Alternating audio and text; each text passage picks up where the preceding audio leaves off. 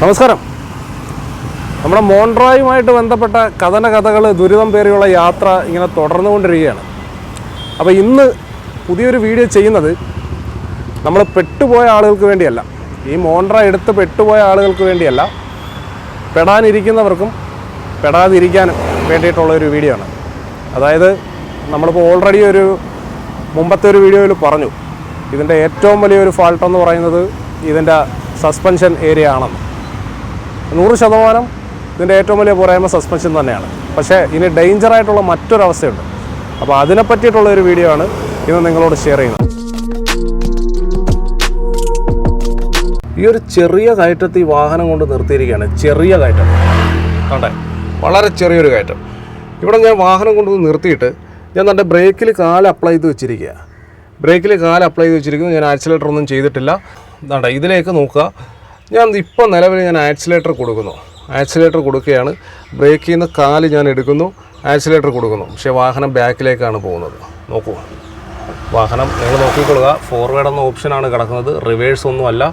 Forward എന്നുള്ളൊരു ഓപ്ഷനിലാണ് ഇട്ടിരിക്കുന്നത്. വാഹനം സ്വാഭാവികമായിട്ടും മുന്നോട്ടാണ് പോകേണ്ടത്. പക്ഷേ നോക്കുക, കാല് ഞാൻ അപ്ലൈ ചെയ്ത് വെച്ചിരിക്കുകയാണ്, ബ്രേക്കിൽ വെച്ചിരിക്കുന്നു. ആക്സിലേറ്റർ ഞാൻ കൊടുക്കുകയാണ്.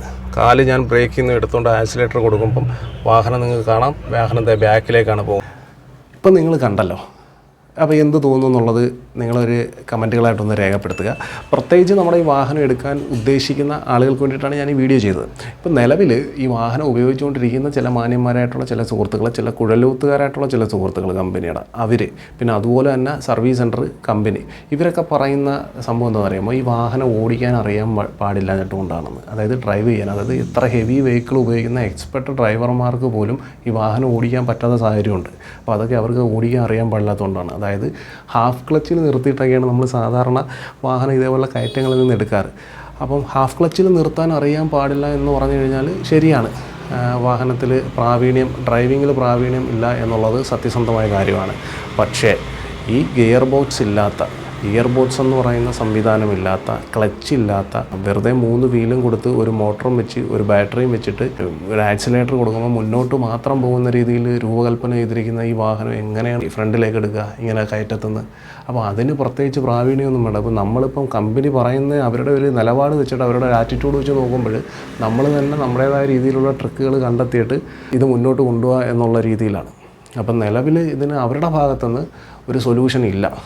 അപ്പം ഇങ്ങനെയൊക്കെയുള്ള വളരെ അപകടകരമായൊരു അവസ്ഥയാണ്. കാരണം നമ്മൾ ഇതുപോലുള്ള കയറ്റങ്ങളിൽ നിർത്തുമ്പോൾ ബാക്കിലൊരു വാഹനം കൊണ്ടുവന്നിട്ട്, ഒന്നാമത് നമ്മുടെ നാട്ടിലൊക്കെ വെച്ചാൽ ഉമ്മ വെച്ച പോലെ തൊട്ടില്ല എന്നുള്ള രീതിയിലാണ് വണ്ടി കൊണ്ട് നിർത്തുന്നത്. സോ എന്തായാലും കുറച്ചെങ്കിലും വണ്ടി ബാക്കിലേക്ക് ഇറങ്ങി വരും.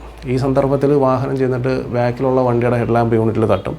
അപ്പോൾ അവർക്കൊരു കോമ്പൻസേഷൻ കൊടുക്കേണ്ടി വരും. ഇനി 2 വീലേഴ്സാണ് നിൽക്കുന്നതെന്നുണ്ടെങ്കിൽ അവർക്ക് വന്ന് തട്ടിയിട്ട് അവർ മറിഞ്ഞവിടെ വീഴും, അത് പ്രശ്നമാവും. ഇതിനുള്ളൊരു പരിഹാരം നിലവിൽ നമ്മൾ തന്നെ കണ്ടെത്തണം എന്നുള്ളൊരു സ്ഥിതിയാണ്. അപ്പോൾ ഈ വാഹനം എടുക്കാൻ ഉദ്ദേശിക്കുന്ന ആളുകൾ കയറ്റത്ത് കൊണ്ട് നിർത്തിയിട്ട് നല്ലപോലെ വാഹനം ഓടിച്ച് അവർക്ക് കംഫർട്ടബിൾ ആണ് എന്ന് ഉറപ്പ് വരുത്തിയതിന് ശേഷം മാത്രം എടുക്കാൻ ശ്രമിക്കുക. അപ്പം നമ്മൾ എടുത്ത ആളുകൾക്ക് വേണ്ടിയിട്ട് ഇതിനൊരു ടിപ്സ് അല്ലെങ്കിൽ ഇതിൻ്റെ ഒരു പരിഹാരം അത് എത്രത്തോളം സക്സസ് ആണെന്ന് എനിക്ക് അറിയില്ല. ഒരെണ്ണം നമ്മുടെ കയ്യിലുണ്ട്, നമ്മുടെ ഒരു സുഹൃത്ത് ഷെയർ ചെയ്തതാണ്.